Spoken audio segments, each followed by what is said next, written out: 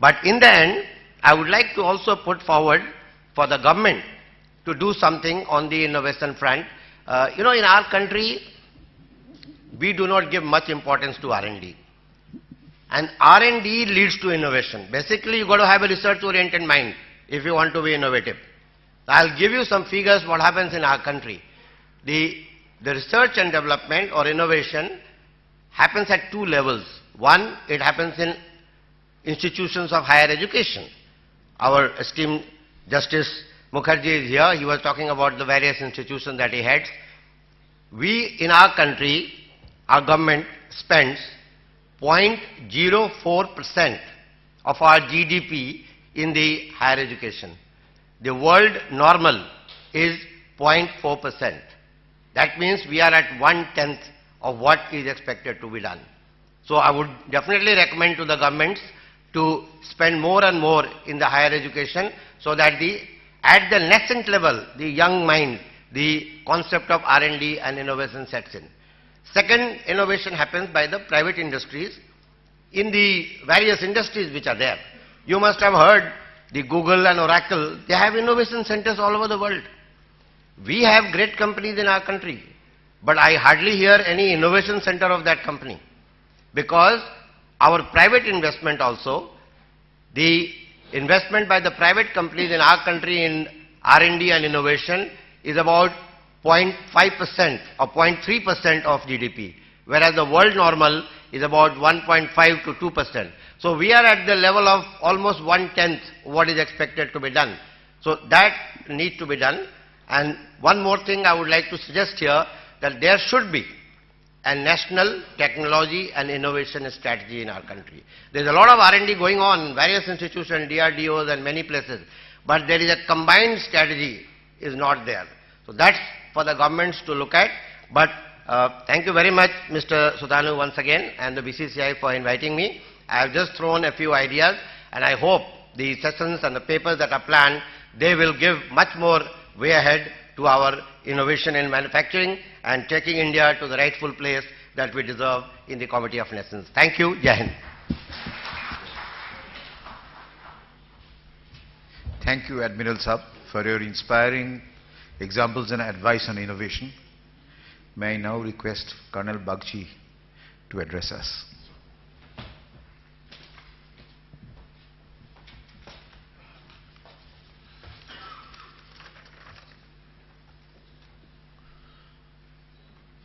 Suprabhat.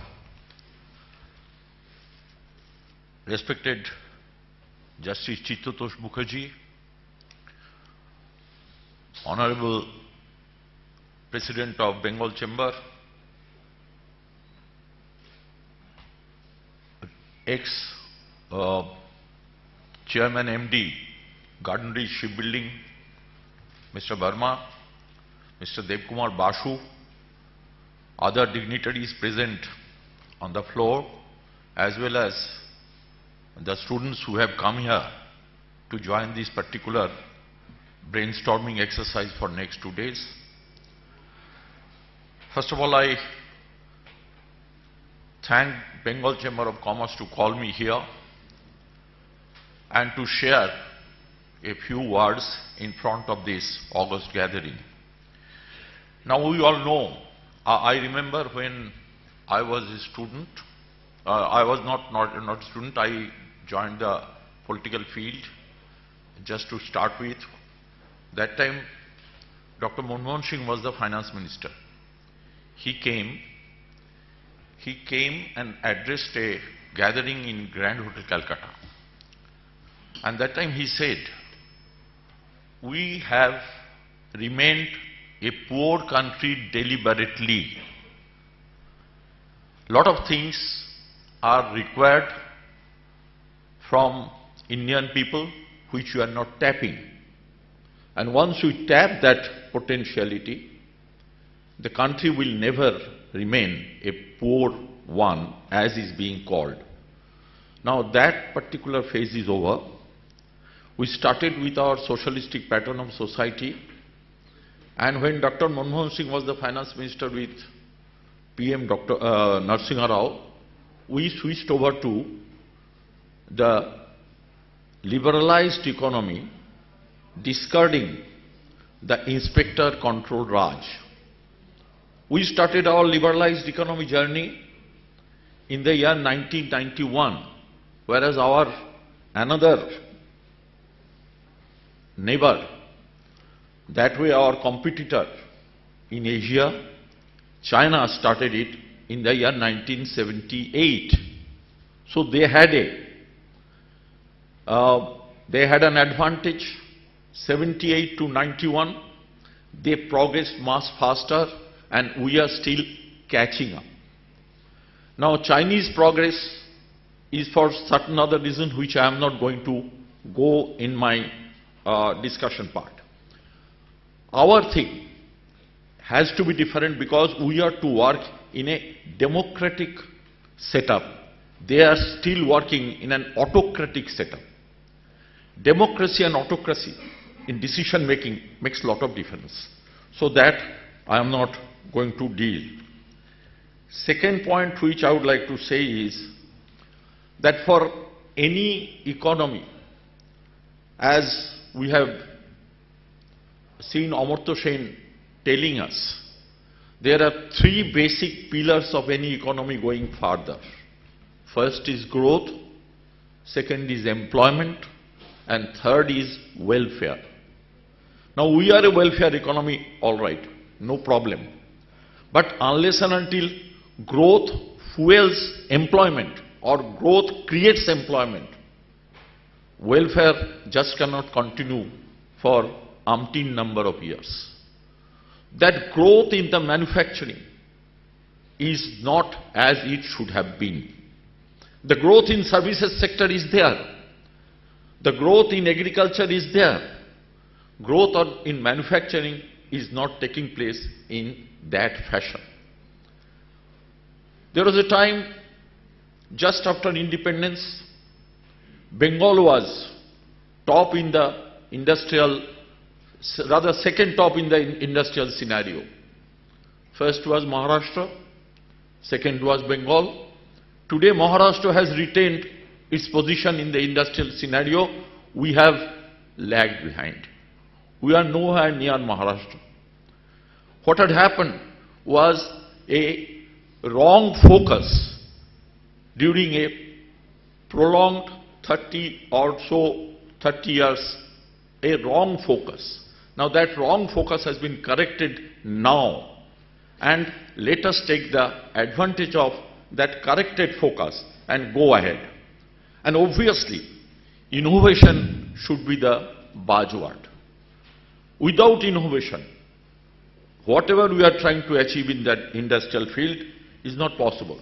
So growth, as I was just going through certain figures, and I just mentioned because that will help you as to how during last 4, 5, 6 years we have advanced. Now GDP all over India, the average is 7.6%. In Bengal, we have achieved it at the rate of 12.59%. There is a distinct difference. Now, plan expenditure has gone up almost 3.5 times. Social infrastructure 4 times. Agricultural development 5 times. Physical infrastructure 3 times more. And capital expenditure 7 times more. Now, with this thing, the focus has changed. Now, this has to be taken for the employment generation, because unless and until employment generation is there, unfortunately, the disposable income will not be there in the pocket of the normal citizen. And once the disposable income is more, that the savings will be more, and savings will bring about a change in our total economic scenario. Just during the tea time, I was just discussing with somebody, an entrepreneur of Behala Industrial Estate. Now we are upgrading the physical infrastructure. We are making the power available. We are making the roads available. We are making the water available. The roads and everything is there. We are making the finance available. But where we lag is entrepreneurship. It's a bit of risk-taking. And innovation with risk-taking, if these two things can couple together, then what will happen? the new manufacturing units will come up. Now, WBSIDC, a brainchild of Dr. Roy, is working in this particular field of infrastructure development. For last, since 60s it is working. It has got 38 industrial estates, 12 commercial complexes and almost 20 joint venture companies with the private people. But in spite of having these 38 industrial estates, 12 commercial complexes, the total entrepreneurial base is just 3,500 or this thing. Now in the SME sector there are 6,000 varieties of items which can be produced. New designs, if it can be introduced in the market is going to take it. Now, Admiral Verma, he was mentioning about the defense potentiality. The defense sector is opening up so much. We produce 30% of our defense requirement in India. 70% we get it from outside. Now, you innovators, you entrepreneurs, if you take risk, venture into this, I think this particular field can be nicely served. Central government as well as state government, what they have done is, they have reserved that for central government and state government procurement, some 20% is reserved for the MSME sector. Now, this MSME sector, why this emphasis on MSME sector? Micro, medium, small enterprises. Micro, medium, small enterprises. Micro is, you all know that up to 5 lakhs in plant and machinery other than land. Small is from 5 lakhs to, micro is up to 25 lakhs. From 25 lakhs to 5 crore is the small in plant and machinery. 5 crore to 10 crore is medium, and 10 crore above in plant and machinery is the large industry. So, all of you who are joining in the economic field as innovator, as manufacturer, as entrepreneur, can work with a very small amount of capital. Only thing is required is the risk-taking nature. So what I was talking to that gentleman, that we are lacking in risk-taking nature only and nothing else. So let us have that. The world is there in front of us. As I said, that defense is one of the potential area where all this manufacturing can take place and where our students can go in a big way. So we are there to give you the industrial land, totally developed. WBSIDC has got, at the present moment, 500 totally industrially developed plots, sheds, shop floors. So no problem. Once you come up with your project, and if it is innovative, no problem, government will back you. SIDBI is there, sitting with the finance, they will back you. Marketing facilities are there. It's not only a rosy picture, as I said, that everywhere we are on the growth path. That day of downward slide is over. We have started looking up. Only thing is, let us try and give more and more purchasing power in the hands of the people, and then WBSIDC like Chamber and WBSIDC or the WBIDC in Bengal can come to help you in this particular setup. Only thing I would like to add here is why innovation? Because yesterday we were there in one of the seminar on reduce, recycle and other thing. Professor Alok Mukherjee is there, he will be telling you about the innovation. Why we are to go for innovation? See, I was just going through a particular survey. What has happened? Metal production has, we have increased our metal production almost 6-fold. Metal production, oil production 8-fold, and natural gas production 14-fold. Now, the way we are advancing, the natural resources will dwindle. That time, you can compensate that with your innovative capacity and still go ahead with your economic activities. Thank you very much. Hope that you will take the favorable economic scenario of West Bengal and come up with your innovative mind to take West Bengal forward as well as to India forward, because India now is the fastest growing economy and 21st century is ours, as Swami Vivekananda has said, Ebar Kendro Bharatbarsho. Thank you, Bande Mataram.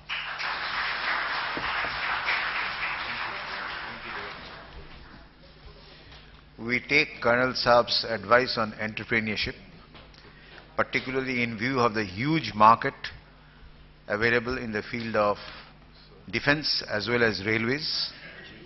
We now have an address.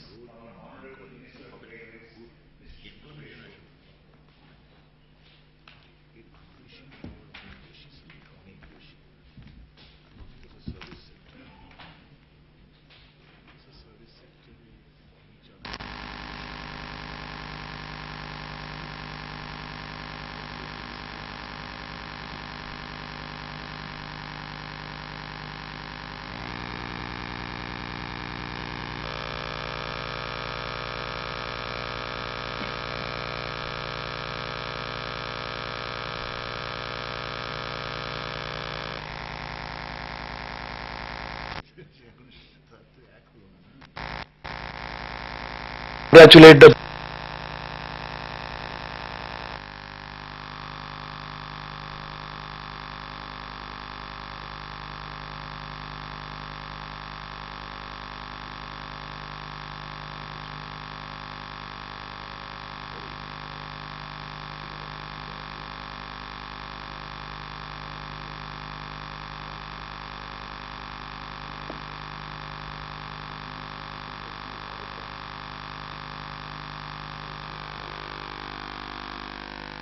I congratulate the Bengal Chamber of Commerce and Industry for organizing this event on manufacturing. As we know, the Prime Minister's vision of increasing the share of manufacturing to overall GDP is something which is in the national interest, and we are making a concerted effort to achieve that. It is never going to be possible to increase our share of manufacturing to GDP overall in the country unless we work on increasing the share in each and every state. So this event that is organized by West Bengal Chamber of Commerce and Industry is worthwhile. We have a very rich tradition of manufacturing in Bengal dating back to several decades ago. We are in the process of ensuring that again Bengal becomes a seat of manufacturing, the hub of economic activity. It is very ideally located in the east coast, which is gateway to the new growth center of Asia, growth center of the world, Southeast Asia and East Asia. So I think we wish you all the best. Congratulations. Thank you very much.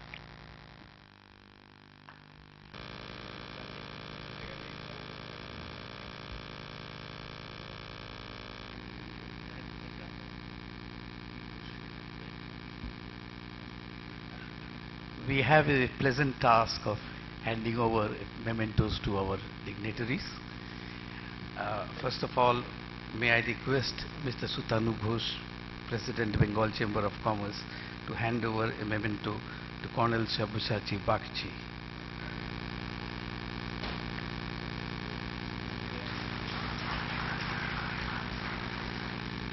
We request Justice Chittatosh Mukherjee to present the memento to Admiral Verma.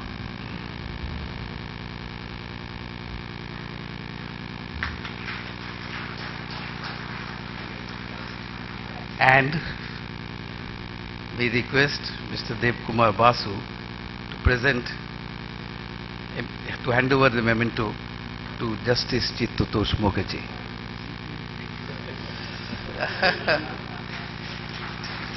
I would also request the dignitaries on the dais to be there for a group photograph, please. Thank you very much.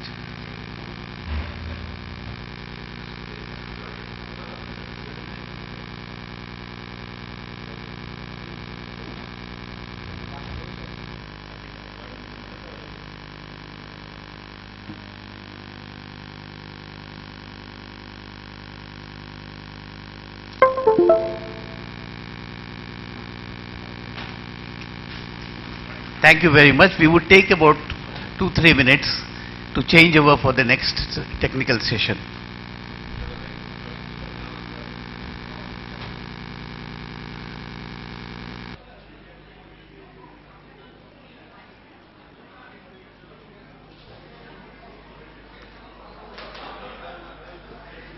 Ladies and gentlemen, this is a request for you all to settle down as we would be starting the technical session 1.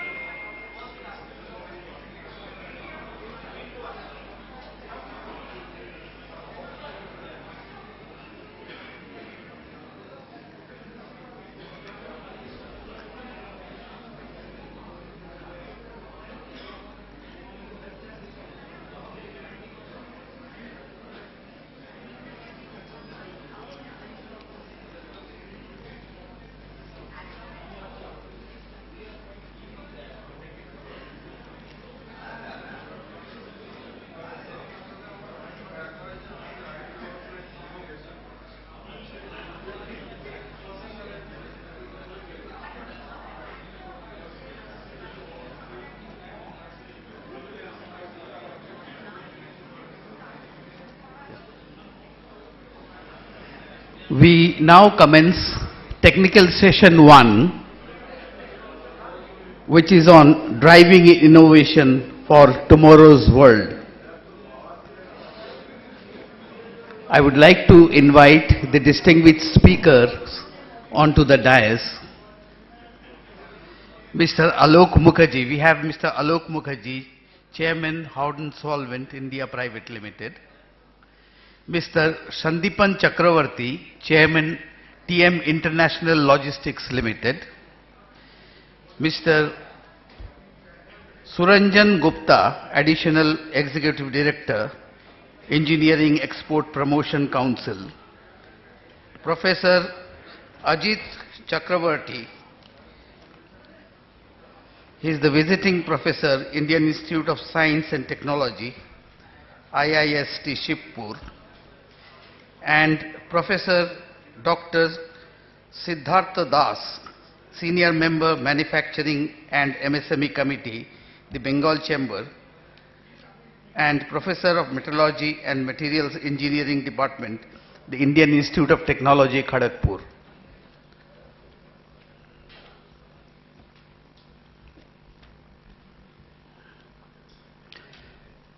May I request Mr. Professor Das to kindly take the session forward, please. Professor Das. Thank you, Mr. Chakraborty. We should start very quickly because we are about 15 minutes late.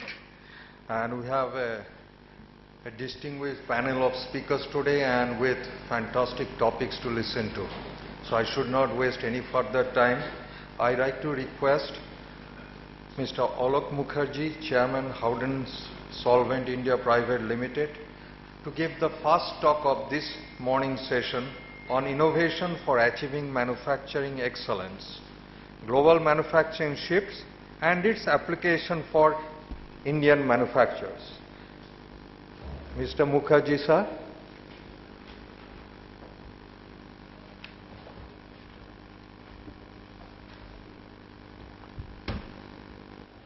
A very good morning, ladies and gentlemen, my friends on the dais, off the dais.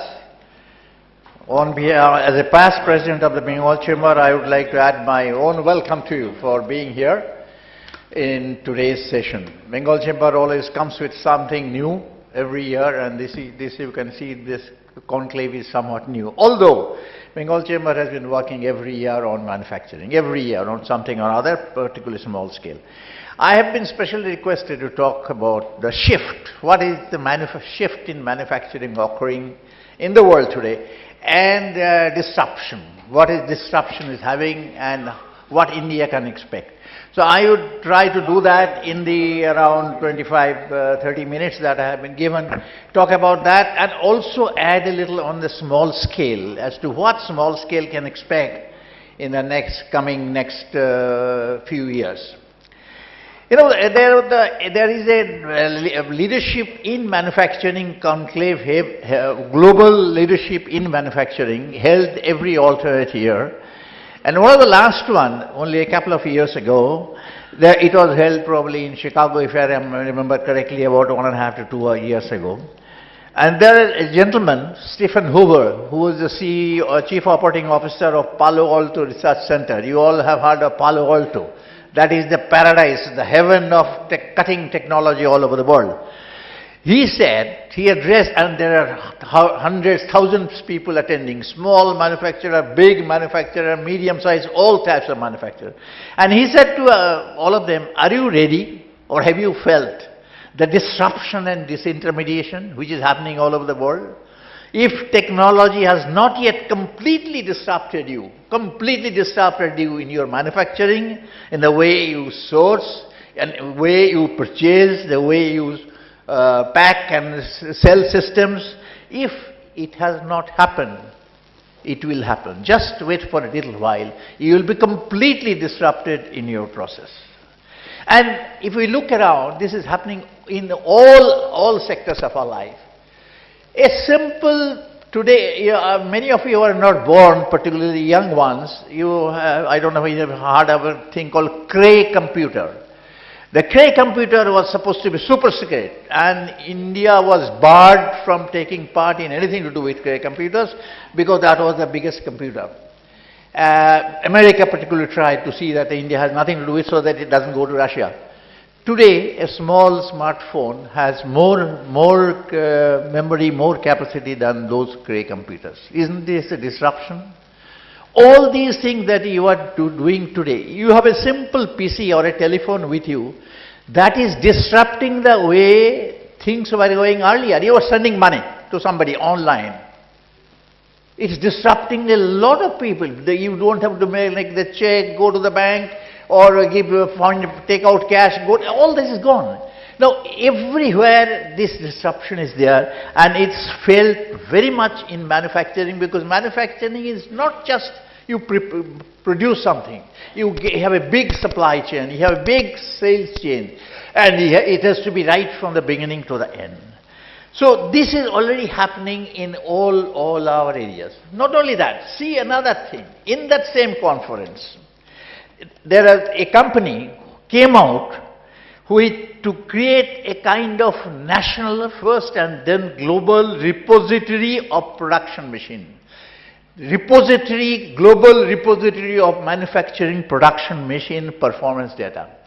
It is seeking permission from thousands of companies all over the world, and now thousand has gone into hundreds of thousands, to be able to instrument their machine. They will at their own cost instrument the machine. What machine? If you have CNC, if you have a furnace, if you have a kiln, if you have a boiler, they will instrument the machine and take all the operating data to the cloud.